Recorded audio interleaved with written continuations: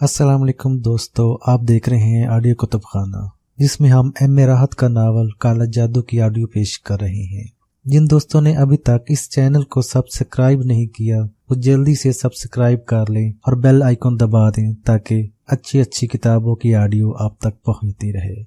शुक्रिया। चलिए शुरू करते हैं। संतरी चौंक चौंक कर मुझे देख रहे थे। वो समझ रहे थे कि शायद मैं कुछ कह रहा हूँ, लेकिन मैं इनसे मुखातिब नहीं था। आखिरी अल्फाज के बाद मैं खामोश हो गया, मगर मेरी समझ में कुछ नहीं आया था। बल आखिर मैं जेल के फांसी घर पहुंच गया। अजीब सी जगह बनी हुई थी। मुझे सीढ़ियां चढ़ाई गईं, फिर मेरी आंखों पर कपड़ा चढ़ाया गया। मजिस्ट्रेट, जेलर और डॉक्टर वगैरह मौजूद थे। अजीब और इसरार माहौल था। मुझ पर सकूत तारी था। फिर मेरी गर्दन में फंदा फिट किया गया। फिर कुछ और किया गया। मुझे अपने पैरों तले जमीन निकलती महसूस हुई। फिर यूं लगा जैसे कोई नरम चीज मेरे पैरों के नीचे आ गई हो। किसी ने मुझे नीचे गिरने से रोक लिया हो। फिर एक धुआं सा मेरे ऊपर छा गया और दो हाथों ने मेरी गर्दन से फंदा निकाल लिया। अजीब सा शोर सुनाई दिया। भाग दौड़ होने लगी। किसी नादीदा हाथ ने मेरी कलाई पकड़ी और दौड़ने लगा। मैं बेख्तियार कदम उठा रहा था, बल्कि ये कहा जाए तो गलत नहीं होगा कि मैं घसीट रहा था। फिर जेल का दरवाजा नजर आया और फिर दरवाजे पर खड़े संतरी इधर उधर लुढ़क गए। इनके हाथों से बंदूकें गिर गई थी। किसी ने जैली दरवाजा खोला और मुझे बाहर निकाला।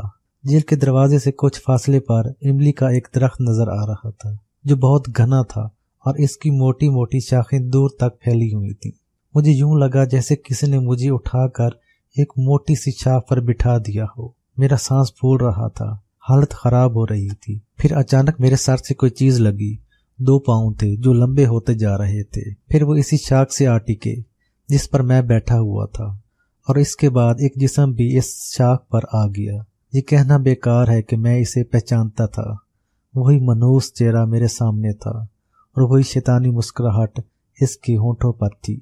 कैसी रही मियाँ जी? बच गए फांसी से तुम? मेरी कुव्वत गोयाई खत्म हो गई थी। पूरा जिस्म लर्ज रहा था। आह, ये सब कुछ ख्वाब तो नहीं, जिंदगी खत्म हो गई थी मेरी। सब कुछ हो गया था। पूरे हवास के आलम में हुआ था, मगर मैं बच गया था। मैं जिंदा हूँ, मैं जिंदा हूँ, इसने कहा।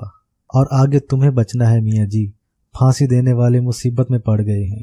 सारी जेल में तुम्हें ढूंढते फिर रहे हैं। जाओगे इनके पास? मैं खुश्क होंठों पर जबान फेर कर रह गया। इसने एक तरफ इशारा करते हुए कहा, इधर देखो, तुम्हारे घर वाले तुम्हारी लाश लेने आए हैं। सारे क्रियाक्रम का बंदोबस्त कर लिया है इन्होंने। सुनो मियाँ जी, और कुछ नहीं कहेंगे तुमसे। हमें इतना कहना है कि एक दिन तुम्हें हमारा ये काम करना पड़ेगा।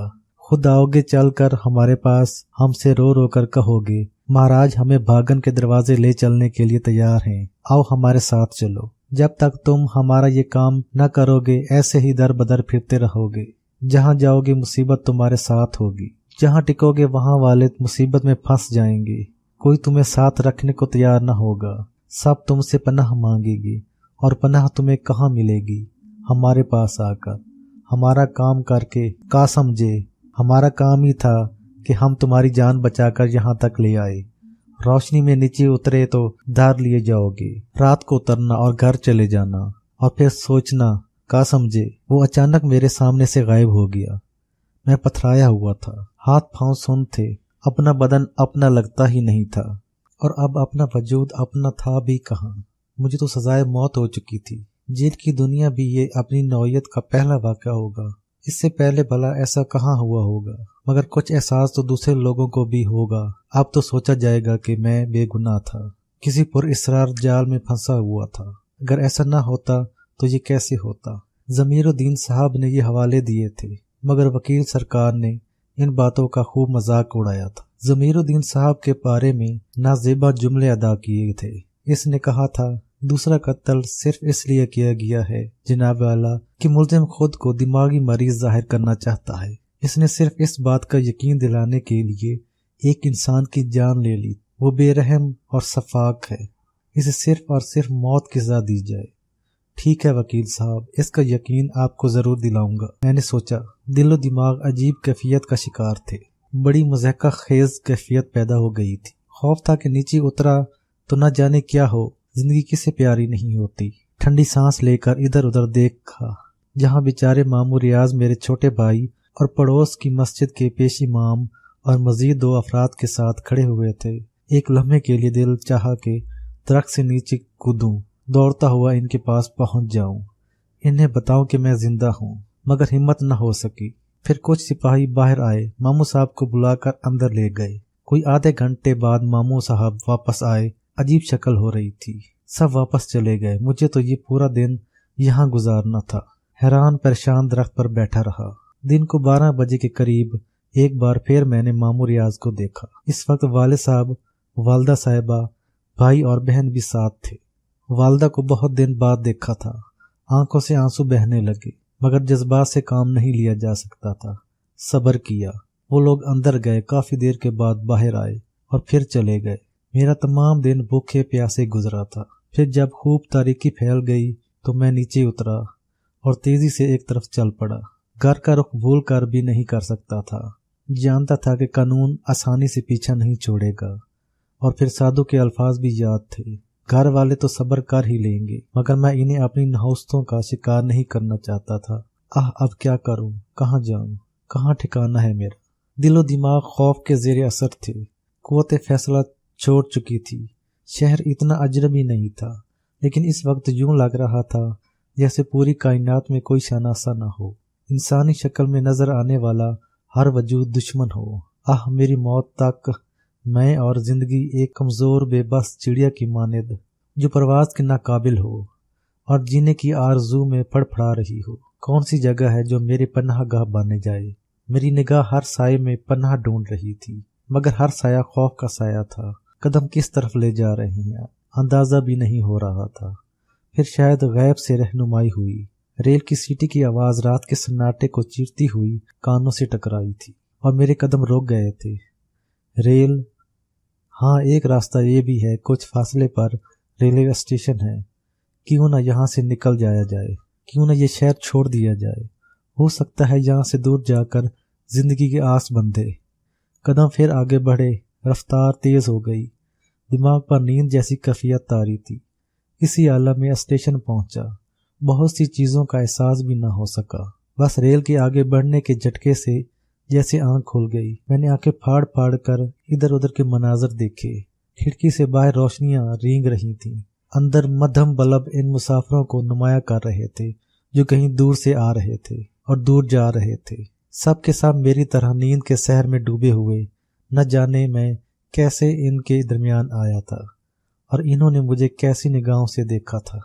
روشنیوں کے دوڑنے کی رفتار تیز ہو گئی، یوں لگتا تھا جیسے انہیں اندھیرے کا خوف ہو اور وہ اس سے جان بچانے کے لیے بھاگ رہی ہو۔ کہیں پھر اندھیرا تمام روشنی کو کھا گیا اور کھڑکی سے باہر گھور تاریکی کے سوا کچھ نہ رہا۔ میں نے اس اندھیرے سے خوفزدہ ہو کر آنکھیں بند کر لیں، لیکن جو ہی پلکیں جڑیں میرے اختیار سے باہر ہو گئیں۔ کوشش کے باوجود آنکھ نہ کھلی۔ ذہن نے سوچوں کی گرفت سے آزادی کی جدوجہد کی اور اس کے حصول میں کامیاب ہو گیا۔ سارا بدن خوشگوار احساس کے ساتھ سو گیا اور نیند کی یہ عنایت اس وقت تک قائم رہی جب تک اجالے کے شہنشاہ نے تاریکیوں کو ملیاں میٹ نہ کر دیا۔ باہر روشنی دوڑ رہی تھی اور ٹرین پٹریاں بدل رہی تھی۔ آبادی کے آثار نظر آ رہے تھے۔ غالباً ٹرین کسی اسٹیشن سے گزری تھی۔ لوگ جاگ گئے اور میں سنبھل کر بیٹھ گیا۔ رات بھر کا سفر طے ہو چکا تھا اور میں نہ جانے کتنی دور نکل آیا تھا۔ بہت کچھ پیچھے رہ گیا تھا۔ کیا میری مشکلات کا خاتمہ ہو سکتا ہے؟ کیا مجھے ایک پرسکون زندگی دوبارہ مل سکتی ہے؟ دل نے خود ہی جواب دے دیا، ناممکن ہے۔ میں اپنے گناہوں کا پھل پا رہا ہوں۔ میں فطرت سے انحراف کا مجرم ہوں۔ وہ منحوس سادھو میرا پیچھا کہاں چھوڑے گا؟ اس نے مجھے سکون کی دنیا سے بہت دور لا پھینکا ہے۔ میں ایک ایسا مجرم ہوں جو پھانسی کے تختے سے اتر کر بھاگا ہے۔ نہ جانے قانون کے رکھوالوں نے میرے فرار کا کیا جواز پیدا کیا ہوگا، لیکن یہ ایک سچ ہے کہ قانون چپے چپے پر مجھے تلاش کر رہا ہوگا۔ اپنے گھر واپس نہ جا کر میں نے بہترین فیصلہ کیا تھا۔ وہ لوگ میری وجہ سے بدترین مصیبتوں کا شکار ہو سکتے تھے۔ اب ایک یہی غم رہے گا انہیں کہ میں ان کے درمیان نہیں ہوں۔ دفتر مجھے ایک خیال آیا اور میرے رکنڈے کھڑے ہو گئے۔ ریل میں سفر کر رہا ہوں، بغیر ٹکٹ ہوں۔ رات تو گزر گئی، صبح کو ٹکٹ چیکر ضرور آئے گا۔ میرے پاس ٹکٹ بنوانے کے لیے پیسے بھی نہیں ہیں۔ نتیجے میں مجھے پولیس کے حوالے کر دیا جائے گا اور وہاں یہ بھی انکشاف ہو سکتا ہے کہ میں دراصل ایک مفرور مجرم ہوں۔ پہلے اس انداز میں نہیں سوچا تھا، مگر اب اس خیال سے دل بیٹھنے لگا تھا۔ اس کا کیا حل ہو سکتا ہے؟ صرف ایک، وہ یہ کہ میں خود ٹرین چھوڑ دوں، مگر کیسے؟ چلتی ٹرین سے تو نہیں اترا جا سکتا۔ جلدی کوئی اسٹیشن آ جائے، ابھی صحیح طور پر صبح نہیں ہوئی ہے، اسٹیشن سے باہر نکلنے کا موقع مل جائے گا۔ جگہ کوئی بھی ہو، مجھے کیا لینا ہے؟ سر چھپانے کا ٹھکانہ چاہیے۔ امید بھری نگاہوں سے باہر دیکھنے لگا۔ شاید قبولیت کا وقت تھا، دعا فوراً قبول ہو گئی۔ باہر عمارتوں کے آثار نظر آ رہے تھے۔ کچھ دیر کے بعد ٹرین کی رفتار سست ہوتی محسوس ہوئی۔ اسٹیشن آ گیا تھا۔ میں اٹھ کھڑا ہوا، بے صبری سے ٹرین کے رکنے کا انتظار کرنے لگا۔ پھر عامل پور کا بورڈ نظر آیا۔ مجھے اس جگہ کے بارے میں کچھ معلوم نہیں تھا۔ میرے لیے کیا برا تھا؟ جو ہی ٹرین رکی، میں جلدی سے نیچے اتر گیا۔ ابھی پلیٹ فارم پر قدم نہیں رکھے تھے کہ عقب سے کوئی میرے پاس آ گیا۔ مجھے اپنے شانے پر ایک ہاتھ محسوس ہوا اور میرا رنگ پیلا ہو گیا۔ تبھی ایک سرگوشی ابھری۔ سرفراز! نہ جانے کس طرح گردن گھومی تھی، لیکن حالت بے حد خراب ہو گئی تھی۔ آنکھوں کے سامنے ایک چہرہ ابھرا، پروقار نسوانی چہرہ۔ خاتون کی عمر 45 سال کے قریب ہوگی۔ آنکھیں گہری سیاہ اور بڑی بڑی تھیں، رنگ سفید، ایک عجیب سا چہرہ تھا جسے میں دیکھتا رہ گیا۔ میری قوت گویائی ختم ہو گئی تھی۔ خاتون نے آگے بڑھ کر میری کلائی پکڑ لی اور بولی، صرف میں تھی سرفراز جسے پورا یقین تھا کہ ایک دن تم ضرور واپس آؤ گے۔ میرے بچے غلطیاں معاف بھی کر دی جاتی ہیں۔ ابا جان آ رہے تھے، ہم لوگ انہی اسٹیشن لینے آئے تھے۔ دیکھو وہ سارے لوگ بابا جان کو اتار رہے ہیں۔ خاتون نے انگلی سے ایک فرسٹ کلاس کمپارٹمنٹ کی طرف اشارہ کرتے ہوئے کہا اور پھر بولی، ان میں سے کسی کو بھی پتہ نہیں ہے کہ ہمیں دوہری خوشیاں مل رہی ہیں۔ خاتون کی آواز روند گئی۔ مجھ کم بخت نے ایک بار پھر انہیں اپنے بارے میں کچھ بتانا چاہا، لیکن آواز نہ جانے کہاں گم ہو گئی۔ خاتون پھر بولی، آؤ سرفراز، آؤ، براہ کرم آؤ۔ ابا جان بہت ضعیف ہو گئے ہیں، بہت دن کے بعد آئے ہیں۔ وہ سب تمہیں دیکھیں گے تو حیران رہ جائیں گے۔ کچھ ایسا انداز تھا ان کا کہ میرے قدم خود بخود ان کے ساتھ ساتھ آگے بڑھنے لگے۔ انہوں نے اس طرح میری کلائی پکڑی ہوئی تھی جیسے میں بھاگ جاؤں گا، اور پھر وہ مجھے لیے ہوئے ایک جگہ پہنچ گئیں جہاں سے ایک بزرگ کو گھیرے ہوئے تھے، اور معمر بزرگ ایک ایک کو گلے سے لپٹا رہے تھے۔ پھر انہوں نے کہا، ریحانہ کہاں ہے؟ کیا وہ نہیں آئی؟ جواب میں معمر خاتون آگے بڑھیں، اور اس وقت وہ سب میری جانب متوجہ ہو گئے۔ پھر ایک نوجوان لڑکی چیختی ہوئی آواز ابھری، ارے سرفراز بھائی! اور اس کے بعد وہ سارے کے سارے مجھ پر حملہ آور ہو گئے۔ میں بھلا ان سب کا مقابلہ کیسے کر سکتا تھا؟ میرا چہرہ ان کی غلط فہمی کو رفع کرنے کی کوشش کر رہا تھا۔ اب بھلا کون سننے والا تھا؟ ایک عجیب ہنگامہ بپا تھا۔ معمر بزرگ بھی آگے بڑھے اور انہوں نے میرے سامنے کھڑے ہو کر میرا چہرہ غور سے دیکھا، پھر دونوں ہاتھ پھیلا کر مجھے سینے سے لگا لیا۔ تو سرفراز میاں، تم آخر آ ہی گئے۔ بہت ہی اچھا فیصلہ کیا بیٹے، بہت ہی اچھا فیصلہ کیا۔ عقل کھوپڑی سے 2 فٹ اونچی اٹھ چکی تھی۔ کسی کی کوئی بات جو سمجھ میں آ رہی ہو، سارے کے سارے ایک ہی سر میں بول رہے تھے۔ معمر خاتون نے ان سب کو روکا اور بولی، یہ اسٹیشن پر ہنگامہ کرنے کی ضرورت نہیں ہے، چلو گھر چلیں۔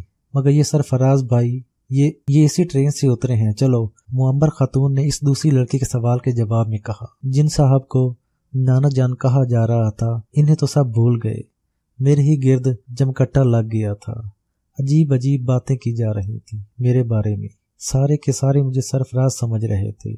نہ جانے کیوں انہیں اس قدر شدید غلط فہمی ہوئی تھی، لیکن میرے حق میں فی الوقت یہ بہتر تھا، کیونکہ اس گول میں بآسانی اسٹیشن سے گیٹ سے باہر نکل آیا تھا۔ ٹکٹ چیکر بھی لاپرواہ سا آدمی تھا، اس نے گنتی بھی صحیح سے نہیں کی تھی۔ بہرحال ایک طرف سے مجھے عارضی طور پر یہ سہارا مل گیا تھا۔ باہر آ کر میں نے معمر خاتون کو اپنے بارے میں کچھ بتانا چاہا، لیکن معمر خاتون نے اب میرا ہاتھ چھوڑ دیا تھا اور ان بزرگ سے باتیں کرنے لگی تھیں جو کہیں سے آئے تھے۔ بعد میں نے ان لڑکیوں اور ان کے ساتھ موجود لڑکوں کو سمجھانا چاہا۔ سنیے بھائی صاحب، میں نے ایک نوجوان کو مخاطب کیا اور وہ مسکرا کر مجھے دیکھنے لگا، پھر بولا، آپ سے تو ایسی کشتیاں ہوں کہ پٹکیوں پر پٹکیاں دی جائیں گی۔ سرفراز بھائی، آپ نے ہم سب کو زندہ درگور کر دیا تھا۔ آپ سوچ بھی نہیں سکتے تھے کہ ہم لوگوں پر کیا گزر چکی ہے۔ میں کچھ کہنا چاہتا ہوں۔ ارے تو کیا یہی کہیں گے، گھر نہیں چلنا ہے؟ سنیے، آپ کو غلط فہمی ہو رہی ہے، میں سرفراز نہیں ہوں۔ آپ کو بہت بڑی غلط فہمی ہو رہی ہے، بعد میں آپ مجھے مورد الزام ٹھہرائیں گے۔ سنا نادیہ، یہ سرفراز نہیں ہے، ان کی تو ایسی کی تیسی، انہیں تو 10 بار سرفراز بننا پڑے گا۔ چلیے جلدی سے، شرافت سے، ورنہ میں لڑکی بڑی بری ہوں۔ اس خوبصورت سی لڑکی نے بے تکلفی سے کہا اور آستین چڑھانے لگی۔ سب ہنسنے لگے تھے۔ میں ٹھنڈی سانس بھر کر خاموش ہو گیا۔ واقعی سرے بازار اپنے آپ کو اس شدت سے تردید کرنا نقصان دہ بھی ہو سکتا تھا۔ بڑی قیمتی گاڑیاں آئی ہوئی تھیں، غول بیابانی ان گاڑیوں میں بھرنے لگا۔ اسی لڑکی نے جس کا نام نادیہ لیا گیا تھا ایک نوجوان سے کہا، آپ نے ان کے الفاظ سن لیے شاکر بھائی، ذرا ہوشیار رہیے، خطرہ ہے، فکر ہی نہ کریں، 400 میٹر تک تو میں انہیں آگے نکلنے نہیں دوں گا، اس کے بعد بھی اگر یہ دوڑتے رہے تو پھر دیکھا جائے گا۔ جس شخص کو شاکر کے نام سے پکارا گیا تھا اس نے کہا، اور ایک بار پھر سب ہنسنے لگے۔ کوئی میری بات سننے کو تیار نہیں تھا۔ ایسی شدید غلط فہمی ہوئی تھی مجھے کہ میں خود بھی حیران تھا، لیکن اس غلط فہمی میں مجھے کوئی خوشی نہیں تھی۔ دوسرا موقع ہوتا تو میں اتنا گیا گزرا بھی نہیں تھا کہ اس غلط فہمی کے لطف اندوز نہ ہوتا، لیکن مجھ پر تو زندگی ہی گھٹن ہو چکی تھی۔ میں تو مصیبتوں کا مارا تھا، بھلا اس ماحول سے، ان الفاظ سے کیا لطف اندوز ہوتا؟ بس دل تھا مارے درد کے پھٹا جا رہا تھا، اور ذہن طرح طرح کے خیالات کا شکار ہو رہا تھا۔ گاڑیاں جس عمارت میں داخل ہوئیں اسے دیکھ کر مجھے اندازہ ہو گیا کہ نہایت خوشحال لوگ ہیں اور بڑی اچھی حیثیت کے مالک ہیں۔ کاش ان لوگوں سے واقعی میرا کوئی تعلق ہوتا، چاہتا تو جھوٹ بول کر ان کے درمیان اپنے لیے جگہ بنا سکتا تھا، لیکن دل یہ بھی گوارا نہیں کر رہا تھا، اور میں جھوٹ بول کر ایک اور گناہ نہیں کرنا چاہتا تھا۔ ویسے ہی زندگی بری طرح گناہوں کے بوجھ سے دبی ہوئی تھی اور اس کا پورا سیلاب بھگت رہا تھا۔ یہاں پہنچنے کے بعد تمام لوگ نیچے اتر گئے۔ معمر خاتون معمر بزرگ کے ساتھ نیچے اتری تھیں، لیکن ان کی توجہ ان بزرگ سے زیادہ مجھ پر تھی۔ رکیں اور میرے قریب آنے کا انتظار کرنے لگی۔ لڑکے لڑکیوں کا غول مجھے ان کے پاس لے گیا۔ معمر خاتون نے میرا بازو پکڑتے ہوئے کہا، کیا حلیہ بنا لی ہے تم نے اپنا سرفراز؟ زندگی کھونے پر تلے ہوئے تھے۔ میں جانتی تھی، مجھے یقین تھا کہ تم واپس آ جاؤ گے، لیکن بیٹے بڑائی اس میں ہے، اور پھر شاید تمہیں علم ہو کہ وہ نہ رہے جن سے تمہیں اختلاف پیدا ہو گیا تھا۔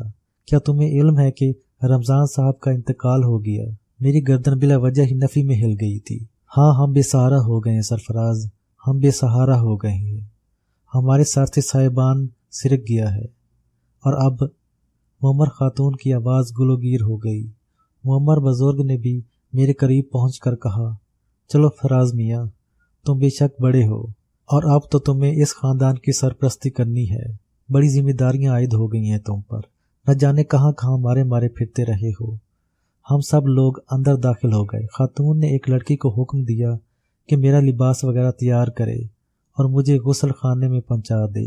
میں اس افتاد سے سخت پریشان حیران تھا، لیکن کیا کرتا، عارضی طور پر حالات سے سمجھوتا کرنا پڑتا تھا۔ البتہ میں ان معصوم لوگوں کو مناسب موقع پر صورتحال سے آگاہ کر دینے کا فیصلہ کر چکا تھا۔ وہ شدید غلط فہمی کا شکار ہو گئے تھے۔ لڑکی مجھے ساتھ لیے ایک وسیع کمرے میں پہنچی جو ایسی آرائشی چیزوں سے آراستہ تھا جو میں نے ہوش کے عالم میں کبھی نہیں دیکھی تھی۔ غسل خانے کی طرف رخ کرتے ہوئے اس نے کہا، جائیے اور اب اپنا حلیہ درست کیجیے، آپ کا لباس میں ابھی تیار کیے دیتی ہوں، یہاں باہر اسٹینڈ پر مل جائے گا۔ جاتے ہوئے میں دروازہ باہر سے بند کر دوں گی تاکہ آپ فرار ہونے کی کوئی کوشش نہ کریں۔ میں نے ایک ٹھنڈی سانس لے کر اسے دیکھا۔ بڑی روشن آنکھوں والی خوبصورت لڑکی تھی جس کے چہرے پر شوخی اور معصومیت سجی ہوئی تھی۔ پھر میں باتھ روم میں داخل ہو گیا۔ سفید ٹائلوں سے مرزب باتھ روم تھا جس میں نہانے کے لیے نئے سامان موجود تھے۔ مجھے ان تمام چیزوں سے لطف اندوز ہونے کا حق نہیں تھا، لیکن یہاں بھی تقدیر کے اس فیصلے پر شاکر ہو گیا جو عارضی طور پر میرے لیے کیا گیا تھا۔ دل یہ سوچ کر کم از کم مطمئن تھا کہ میں ان لوگوں کو دھوکہ دینے کا ارادہ نہیں رکھتا، بلکہ میں نے جس حد تک بھی ممکن ہو سکا اس بات کی تردید کی تھی کہ میں سرفراز ہوں۔ غسل کیا، شیو کیا، سامان بھی موجود تھا۔ دل چاہا کہ شیو کر لوں، چنانچہ یہ بھی کر لیا۔ میں نے اور جب باہر نکلا تو میرا لباس رکھا ہوا تھا۔ یہ حیران کن بات تھی کہ یہ لباس بھی میرے جسم پر بالکل درست تھا، سلک کا کرتا اور سلک کا ہی پاجامہ، یہاں تک کہ جو سلیم شاہی جوتے میرے لیے رکھے گئے تھے وہ بھی میرے پیروں پر فٹ آئے تھے۔ اس حیران کن اتفاق پر ہنسی بھی آ رہی تھی۔ ہو سکتا ہے سرفراز بالکل میرے جیسا ہو، ورنہ اس قدر شدید غلط فہمی اور وہ بھی اتنے بہت سے افراد کو ممکن نہیں ہو سکتی تھی۔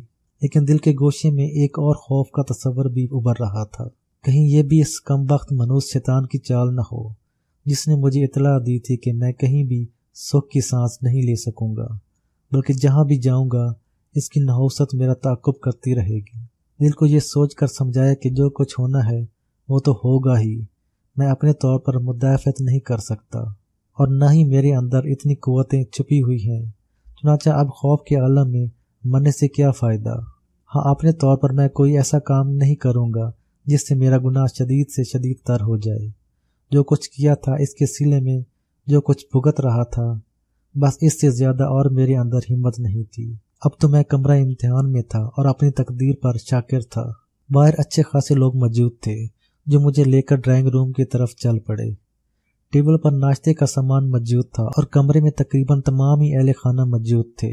معمر خاتون مسلسل میری خاطرداری کر رہی تھی اور معمر بزرگ بھی لڑکے لڑکیاں میرے اوپر ایک آدھ فکرہ چست کر دیتے تھے اور کمرے کا ماحول خوشگوار ہو جاتا تھا۔ خاتون نے کئی بار لڑکیوں اور لڑکوں کو ڈانٹ بھی پلائی کہ بہت زیادہ باتیں نہ کریں اور میرے مزاج کا خیال رکھیں۔ میں دل ہی دل میں ہنس رہا تھا کہ وہ میں اور میرا مزاج، ابھی جب انہیں اس حقیقت کا یقین آ جائے گا کہ میں وہ نہیں ہوں جسے سمجھ کر وہ مجھے یہاں لائی ہیں، تو مجھے دھکے دے کر یہاں سے نکال دیا جائے گا۔ دنیا کا یہی انداز ہے اور دنیا اسی انداز میں جیتی ہے۔ ناشتے کے بعد معمر خاتون نے کہا، ابا میاں مجھے اجازت دیں تو میں تھوڑی دیر سرفراز سے باتیں کر لوں۔ ہاں ہاں، کیوں نہیں، اور میں بھی اب سونا چاہتا ہوں، سفر سے تھک گیا ہوں، تم اطمینان سے باتیں کر لو۔ آؤ سرفراز، میرے کمرے میں چلو، معمر خاتون نے کہا اور میں خاموشی سے سعادت مندی سے ان کے ساتھ چل پڑا۔ وہ مجھے ایک خوبصورت کمرے میں لے آئیں۔ اندر پہنچ کر انہوں نے دروازہ بند کر لیا اور پھر ایک کونے کی طرف اشارہ کر کے بولیں، بیٹھو بیٹے، بیٹھو، بیٹھ جاؤ۔ میں خاموشی سے بیٹھ گیا تھا۔ وہ خود بھی میرے سامنے والے صوفے پر بیٹھ گئیں۔ پھر انہوں نے کہا، سرفراز بیٹے، زندگی میں نہ جانے کیا کیا اونچ نیچ ہوتی رہتی ہیں۔ ہم یہ نہیں کہتے کہ غلطی ہماری نہیں ہے، لیکن بیٹے تمہیں اس طرح سب کچھ چھوڑ کر نہیں چلے جانا چاہیے تھا۔ ٹھیک ہے، مرحوم رحمان صاحب کا رویہ تمہارے ساتھ سخت ہو گیا تھا، لیکن بزرگ غلطیاں بھی تو کر لیتے ہیں۔ لیکن کیا ان غلطیوں کی اتنی بڑی سزا دی جاتی ہے؟ یقین کرو، رحمان صاحب کے دل پر تمہاری جدائی کا شدید غم تھا۔ وہ فریحہ کو اس عالم میں نہیں دیکھ سکتے تھے۔ تمہیں اس بات کا بھی علم ہے کہ فریحہ کو وہ سب سے زیادہ چاہتے تھے۔ فریحہ کی جو کیفیت تمہارے پیچھے ہوئی، میں اگر بتاؤں گی تو یہی سوچو گے کہ ماں ہوں، اپنی بیٹی کی وکالت کر رہی ہوں۔ مگر بیٹے تم نے زیادتی کی ہمارے ساتھ، کچھ انتظار تو کر لیتے، کوئی صحیح فیصلہ بھی ہو سکتا تھا۔ میں آپ کو کس نام سے مخاطب کروں خاتون؟ میں نے کہا، اور معمر خاتون چونک کر مجھے دیکھنے لگی۔ کیوں، کیا تم یہ بھول گئے ہو کہ تم مجھے چچی جان کہتے ہو؟ جی کچھ ایسے ہی حالات ہیں کہ میں اپنی مجبوریاں آپ کو بتا نہیں سکتا، لیکن اس بات سے آپ کو آگاہ کر دینا بے حد ضروری سمجھتا ہوں کہ حقیقتاً میں سرفراز نہیں ہوں، میں زمانے کا ستایا ہوا ایک انسان ہوں، اور میں آپ کو دھوکہ دے کر یہاں اپنے لیے کوئی مقام بنانے کا خواہش مند بھی نہیں ہوں۔ معمر خاتون بے اعتباری کے انداز میں سنجیدگی سے مجھے دیکھتی رہیں، پھر بولیں، اس کا مطلب ہے کہ تمہارا دل ابھی صاف نہیں ہوا۔ رحمان صاحب کی موت نے بھی تمہارے دل میں ہمارے لیے نرمی پیدا نہیں کی۔ خیر، جو کچھ تم کہہ رہے ہو کہتے رہو، تمہاری سنگ دلی کا تھوڑا تھوڑا اندازہ تو مجھے تھا، لیکن اچھا ٹھیک ہے، فریحہ سے تو مل لو ایک بار، اسے یہ بھی بتا دو کہ تم سرفراز نہیں ہو، اور اس کے بعد ہم اپنی تقدیر پر شاکر ہو جائیں گے۔ جو کچھ بھی فیصلہ تم کرو گے ہمیں منظور ہوگا۔ میری بچی تمہارے جانے کے بعد کبھی مسکرائی نہیں ہے، کاش تمہیں ان حقیقتوں کا بھی احساس ہوتا۔ ٹھیک ہے خاتون، بالکل ٹھیک ہے، آپ میری بات نہیں مان رہی، لیکن میں آپ سے صرف چند الفاظ کہنا چاہتا ہوں کہ بعد میں آپ کو اگر حقیقتوں پر یقین آ جائے تو مجھے مجرم نہ سمجھیے گا۔ اس تمام کہانی میں میرا کوئی قصور نہیں۔ خاتون کے چہرے پر ناگواری کے آثار ابھرے۔ انہوں نے گردن ہلائی اور آہستہ سے بولی، तुम्हारी इंतहा पसंदी के बारे में सभी जानते हैं सरफराज। क्या तुम इतना तावन कर सकते हो हमसे कि सिर्फ चंद रोज़ यहाँ गुजार लो, फरिया से मुलाकात कर लो? अगर तुम ऐसा कर लोगे तो ये हम सब पर एहसान ही होगा। इसे समझा दो, इसके बाद जो तुम्हारा दिल चाहे करो। वो उठी और उन्होंने दरवाज़ा खोल दिया। बाहर सारा गोल बियाबानी जमा था। एक लड़की ने कहा, जी अम्मी जान क्या हुआ? ये शराफा से मान गए या फिर हमारी बारी आ गई? तुम लोग कोई बदतमीजी ना करो, समझी? चलो अपने अपने कमरे में जाओ। ऐसे नहीं जाएंगे। अगर ये शराफा से मान गए तो ठीक है, वरना हम इन्हें उठा कर ले जा रहे हैं। एक लड़की ने कहा और वो सब मुझ पर झपट पड़ी। नहीं नहीं, सुनिए सुनिए, मैं चल रहा हूँ, मैं चल रहा हूँ, मैंने बुखला कर कहा और वो हंसते कहके लगाते हुए ये लोग मुझे एक तरफ ले चले। दिल ही दिल में दुख भी हो रहा था। काश मैं इस घराने का एक फर्द होता, क्या खूबसूरत जिंदगी होती। लेकिन मेरी नहुसत बलाखिर इन लोगों को भी अपने लपेट में ले लेगी। लड़कियां मुझे लिए हुए एक दरवाजे पर पहुंच गईं। इन्होंने दरवाज़ा खोलकर मुझे अंदर धक्का दे दिया और इसके फौरन बाद दरवाज़ा बाहर से बंद भी कर दिया गया। अजीब सी सूरत हाल थी। दिल में एक मीठा मीठा सा एहसास भी जाग रहा था, लेकिन इसका इख्तिताम खौफ के दबाव पर होता था। घबराई हुई निगाहों से मैंने इस कमरे का जायजा लिया। आला दर्जे के कालीन बिछे हुए, दरवाजे, खिड़कियों और दीवारों की मुनासबत से पर्दे पड़े हुए थे। कमरे की एक जानिब एक मसहरी थी जिस पर 2 तकिए रखे हुए थे।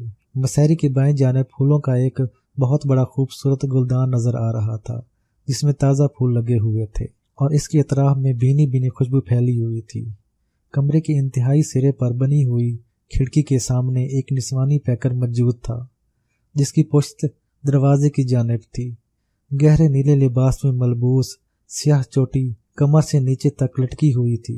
मैं सकते की सी हालत में खड़ा इधर उधर देख रहा था और फिर बमुश्किल तमाम मेरी आवाज़ उभरी, सुनिए। नस्वानी जिस्म में हल्की सी थरथराहट हुई और फिर इसने अपना रुख तब्दील कर लिया और आंसुओं से लबरेज एक हसीन चेहरा मेरी निगाहों के सामने आ गया। वो बेहद हसीन थी। इसके चेहरे पर अजीब सी यासियत छाई हुई थी। मैं सकते के आलम में इसे देखता रह गया। मैं जिंदगी के इस शोबे से पूरी तरह रोशनास नहीं था, लेकिन ये सुलगता हुआ हुस्न मेरी आंखों के रास्ते दिल में उतरता चला गया था। इन हसीन और बड़ी आंखों से जिनके चेहरे के नक्श अब मुअम्मर खातून से काफी मिलते हुए थे, आंसू की जड़ी लगी हुई थी। मैं चंद कदम आगे बढ़ा और मैंने लज्जती हुई आवाज में कहा, सुनिए, शायद आपका नाम फरिया है। यहाँ सब लोग इस गलत फहमी का शिकार हैं कि मैं सरफराज हूँ। इन लोगों ने मुझे रेलवे स्टेशन पर देखा था, लेकिन मैं आपको ये बता देना चाहता हूँ खातून कि मेरा नाम सरफराज नहीं है। हो सकता है मेरा चेहरा इनसे इतना मिलता जुलता हो कि सब धोखा खा रहे हैं, लेकिन आपको धोखा नहीं खाना चाहिए। ये गलत फहमी आपके लिए सबसे ज्यादा भयानक हो सकती है। वो आंसू भरी निगाहों से मुझे देखती रही। फिर इसने कहा, आमिलपुर क्यों आ गए? तकदीर का फेर है। आप समझदार हैं, अच्छा बुरा सोच सकती हैं। और अभी मैंने इतना ही कहा था कि खातून फरिया बेख्तियार हो गई, दौड़कर आगे बढ़ी और मेरे सीने से सर टिका दिया।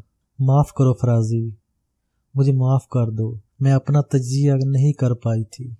मुझे अंदाज़ा नहीं था कि तुमसे दूर रहकर मैं जिंदा दरगोर हो जाऊंगी। फराजी, अब मुझे माफ़ कर दो। वो सिसक सिसक कर रोने लगी। मेरे हवास मुअत्तल हुए जा रहे थे। कुछ कर भी नहीं सकता था। सकते के आलम में खड़ा रहा। फरिया के दिल की भड़ास निकल गई तो इसने गर्दन उठाकर मुझे देखा, फिर बोली, मुझे माफ़ नहीं करोगे? इसके कुछ इम्कानात हैं कि आप में से कोई समझदारी से काम ले ले। मैंने गहरी सांस लेकर कहा, तुम ये कहना चाहते हो कि तुम फराज नहीं हो? हाँ, मैं फराज नहीं हूँ। फिर तुम कौन हो? एक तकदीर का मारा तुम हमारे साथ नहीं रहना चाहते। काश रह सकता, मैंने कहा, और वो मुझे देखती रही और इसके चेहरे से मैंने ये अंदाज़ा लगा लिया था कि वो मेरी बात पर यकीन नहीं कर रही। फिर इसने ठंडी सांस लेकर कहा, एक दरख्वास्त कबूल कर लोगे? हुक्म दीजिए। अगर मेरे लिए तुम्हारे दिल में कोई गुंजाइश बाकी नहीं रही तो ठीक है, मैं तुम्हें मजबूर नहीं करूँगी।